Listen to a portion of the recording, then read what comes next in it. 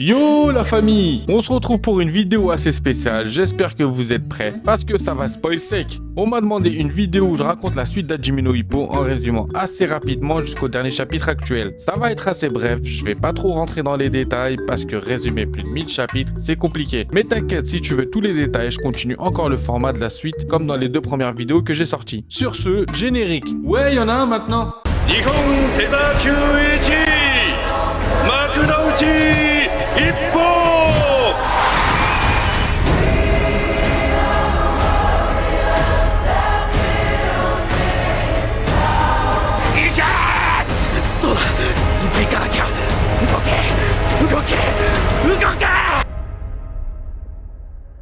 From the グッドイ左拳は死んだよやれることをやるだけ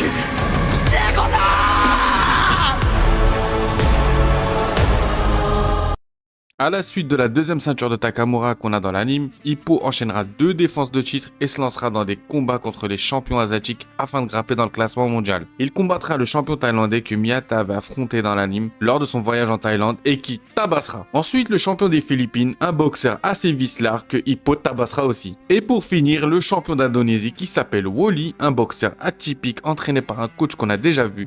Il s'agit de Miguel, l'ancien coach de Brian Hawk, qui a dégoté un réel prodige au réflexe et à l'instinct surdéveloppé, qui sera un de ses combats les plus difficiles pour Ippo au vu de sa façon de se battre. Mais Ippo finira quand même par gagner. Il aura ensuite une dernière défense de titre contre un adversaire appelé Kojima, qui viendra de 2 catégories au-dessus pour le défier, et qui aura la bonne idée de provoquer Ippo afin de l'énerver pour le jour du combat. Il va réussir à bien énerver notre champion, on n'aura jamais vu Ippo être autant en colère, ce qui donnera un combat court mais impressionnant. Ça finira par une victoire d'Ippo, et ça sera un de ses KO les plus impressionnants avec une droite d'une violence qu'on n'aura jamais vue de la part de notre Makunouchi. À la suite de ce combat, Ippo abandonnera sa ceinture et se lancera pour le titre mondial WBA. Grâce à ses combats contre les champions asiatiques, il entrera dans le top 10 mondial. Il réussira à obtenir un combat contre le deuxième mondial qui est Alfredo Gonzalez. Le gagnant de ce combat obtient le droit de défier le champion du monde en titre, Ricardo Martinez, l'invaincu. Le combat contre Gonzalez va durer 27 chapitres. Ce sera un adversaire redoutable et un combat extrêmement compliqué pour Ippo, mais à mes yeux, il est dans le top 3 des meilleurs combats du manga qui se conclut par un KO incroyable sur Ippo. Et oui, Ippo essuie une défaite après un combat d'anthologie. Il aura tout donné, mais malgré ça, ça finira par une défaite. Bon, je vous laisse digérer ça et on revient un peu plus tard sur Ippo.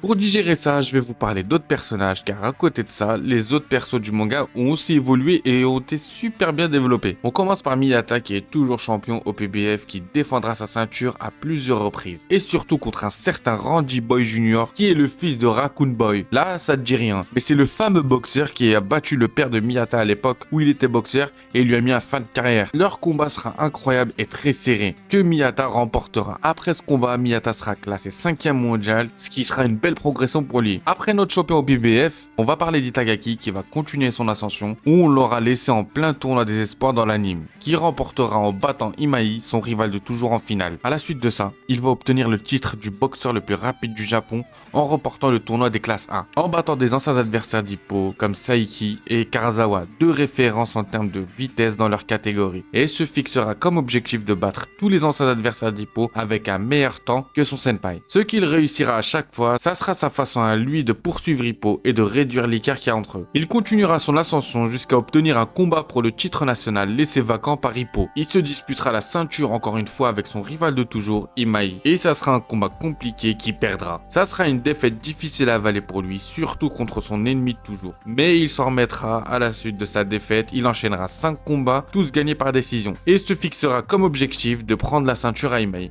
アメリカで這い上がるのはきついぜ覚悟しとけよ一歩の代わりに礼を言うぜありがとうございます。頑張れよ行ってきます。Je vais vous parler ensuite d'un de mes persos préférés, Vork Zangief. J'ai déjà fait une vidéo là-dessus, mais je vais quand même te résumer ce qu'il devient. On avait laissé Vork s'envoler pour les États-Unis afin de rejoindre Denkichi, une connaissance du coach qui l'aura pris sous son aile. Arrivé là-bas, il va connaître une ascension fulgurante. Il va tabasser tout le top 5 mondial en les surclassant tous pour la plupart, jusqu'à avoir un combat pour le titre mondial qu'il obtiendra par défaut. Car c'était pas lui qui était choisi à la base, c'était un autre boxeur qui était désigné à la place, mais qui s'est blessé à une semaine de la date du combat. Du coup, Vork est choisi par défaut au vu de son classement. Mais pour lui, une semaine de préparation, c'est pas un problème. Malgré sa prépa courte, il devient champion du monde dans un combat incroyable, l'un des meilleurs de tout le manga. Je sais, je vais grave dire ça dans la vidéo, mais il y a trop de combats incroyables. Tout sera contre lui, même l'arbitre du combat, il aidera carrément le champion américain à se relever après un down. Malgré les conditions dans lesquelles il va combattre, ça n'empêchera pas Vork de devenir champion du monde IBF et va défendre son titre à plusieurs reprises. Un titre tellement mérité quand on connaît le parcours de ce mec là. On continue avec un autre personnage que je kiffe autant que Vork. ワイの名は仙道武志。フェザー級の西日本新人王や。 Monsieur Takeshi Sendo, on le voit faire son retour sur le ring contre un boxeur lambda dans l'anime, et à part ça, on le voyait plus en activité. Il avait fait juste quelques apparitions dans les 2 dernières saisons. Dans le manga, il fait un retour fracassant. Il revient plus déter que jamais et va réaliser que des dingueries. T'es pas prêt mon gars, assis-toi. Il se lancera comme objectif de conquérir le monde et pour commencer, la première étape de son plan est de tabasser les plus forts de chaque région au Japon. Et c'est ce qu'il fera. Ça sera pas des combats officiels, que des sparring, mais où ils vont se la donner. Il traversera le pays avec une liste qu'il aura faite lui-même, où il aura marqué les gens les plus forts du pays et peu importe la catégorie, il ira dans chaque club de boxe et leur lancera un défi directement. Dites-vous sur sa liste à ce fou, il y a même Takamura. Il gagnera ses combats contre tous les gens sur sa liste, ce qui donnera des sparring vraiment pas mal, notamment contre Miyata. Une seule personne va même pas le calculer, tu te doutes bien qui c'est, personne peut le battre, ça reste le GOAT, c'est bien évidemment Takamura. Après ça, il entrera sur la scène mondiale par la petite porte en commençant assez bas dans le classement et en affrontant que des Mexicains. Il va enchaîner 4 victoires par KO dans des combats dignes de lui en dévoilant pas mal de nouvelles techniques jusqu'à se hisser dans le haut du classement, ce qui lui vaudra le surnom de tueur de Mexicains. Son ascension va prendre une accélération fulgurante après la défaite d'Hippo contre Gonzalez. Oui, parce que le calcul sera simple dans sa tête. Hippo m'a battu, Gonzalez a battu Hippo, ce qui fait je dois aller froisser ce Mexicain. Du coup, il va faire une descente tout seul, sans personne, au Mexique pour demander un combat à Gonzalez. Arrivé là-bas par la force des choses, parce que ce mec les provoque. Je peux pas rentrer dans les détails, ça serait trop long. Et aussi parce qu'il aura fait un sparring contre Ricardo Martinez qu'il aura réussi à envoyer au sol pour la première fois de sa carrière. C'est mon gars ça! Mais comme j'ai dit, je rentre pas dans les détails, ça sera dans une autre vidéo où je raconte la suite de Hajime no Ippo. Bon, on reprend, comme je vous ai dit, ce mec provoque les choses. Il réussira à avoir son combat contre Gonzalez qui donnera aussi un combat incroyable. Mais Sendo, lui, va faire le boulot et va le cogner et va gagner le combat. Ce qui lui donnera le droit d'affronter Ricardo Martinez, mais il sera doublé par Wally, l'ancien adversaire d'Hippo, qui combattra Ricardo à sa place. Wally réussira à mettre Ricardo en difficulté et on verra pour la première fois le champion mexicain prendre pas mal de coups. Mais le combat se soldera par une défaite de Wally malgré tout. Et après ça, comme on le voit dans le dernier chapitre, Sendo prépare son combat contre le champion mexicain. La partie Sendo prend fin, elle était assez longue, mais elle était pas mal. Je vais ensuite vous parler d'un perso que beaucoup oublient, mais qui fait partie des meilleurs boxeurs de la génération d'Hippo. Il s'agit de Ryo Mashiba, aka la faucheuse. On le sait, Mashiba est le champion de la catégorie léger au Japon. On le retrouve après plusieurs défenses de titre, où il va devoir affronter un adversaire qu'il veut absolument combattre, enfin qui veut absolument tabasser. Il s'agit de Sawamura. Ces deux-là vont s'affronter et ça ressemblera pas à un combat de boxe. Mashiba avait tellement le seum contre lui de s'en être pris à sa sœur que le combat ressemblera à une bagarre. Sawamura sera déclaré vainqueur car Mashiba aura été trop loin parce qu'il continuera à frapper Sawamura malgré l'arrêt du combat par l'arbitre. À cause de ça, il sera déclaré perdant, mais il a explosé Sawamura d'une violence que ça lui a laissé des séquelles. Juste après le combat, il voudra pas se faire soigner et rentrera directement chez lui en moto. Mais il aura pris beaucoup trop de coups, ce qui provoquera un accident assez grave qui enverra Sawamura à l'hôpital et mettra fin à sa carrière de boxeur. La faucheuse, on t'a dit!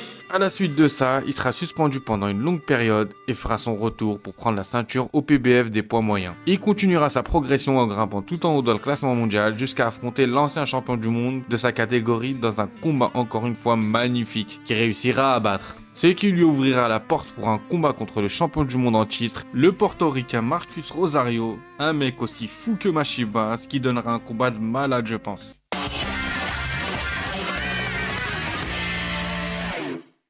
On revient à notre personnage principal. Comme je vous ai dit au début de la vidéo, Hippo a essuyé une défaite après un combat de fou malade contre Gonzalez. Cette défaite va énormément l'atteindre, encore plus que celle qu'il avait subie contre Date. Tout sera remis en question et Takamura sera extrêmement dur avec lui, en lui disant qu'il n'est pas fait pour la scène mondiale, qu'il lui manque ce côté bestial et méchant que Sendo lui et Vorg ont, et que même le travail acharné ne peut combler. On aura le droit à une scène incroyable où Takamura tracera une ligne au sol, en lui disant de ne pas franchir cette ligne, à moins qu'il ne devienne un monstre comme eux. Tant qu'il n'aura pas éveillé ce côté en lui, il ne survivra pas sur la scène mondiale. Il dira ça à Hippo sous un air menaçant qui montrera ce qui lui manque vraiment. Ce coup de pression fera son effet, car Hippo va avoir peur d'avancer et sera incapable de franchir cette ligne. À la suite de cette défaite, Hippo revient sur le ring après 10 mois de pause où il aura perfectionné et fait évoluer son Dempsey Roll. Pour son retour, il va affronter un boxeur philippin, Antonio Guevara. Le combat sera dominé en partie par Hippo. Il emploiera la nouvelle forme de son Dempsey Roll qui se fera contrer et Hippo perdra encore une fois.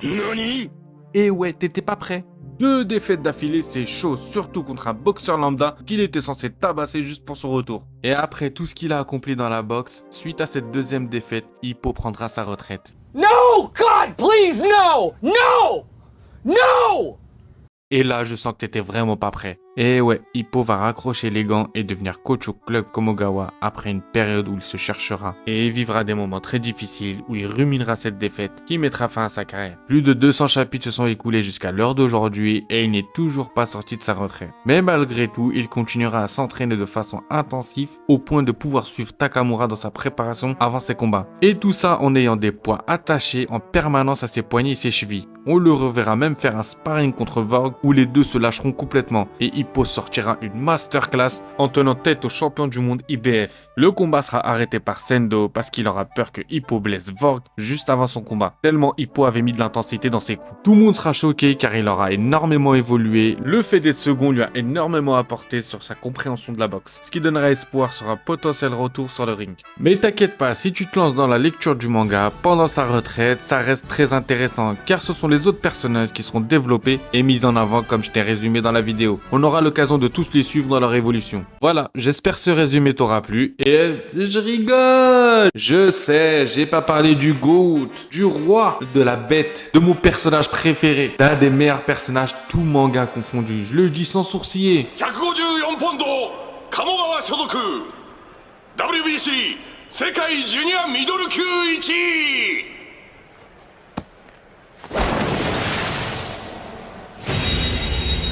高村守！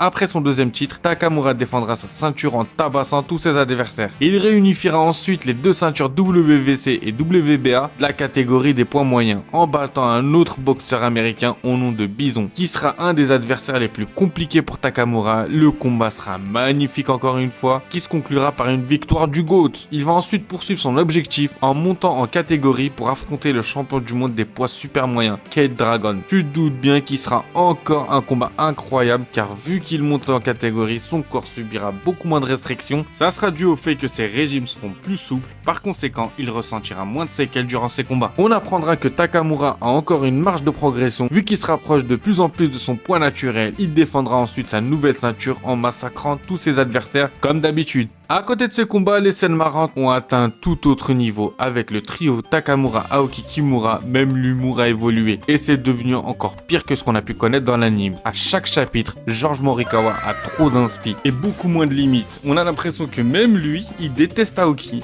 Tout ce qu'il lui fait subir, c'est incroyable. Regardez-moi ça.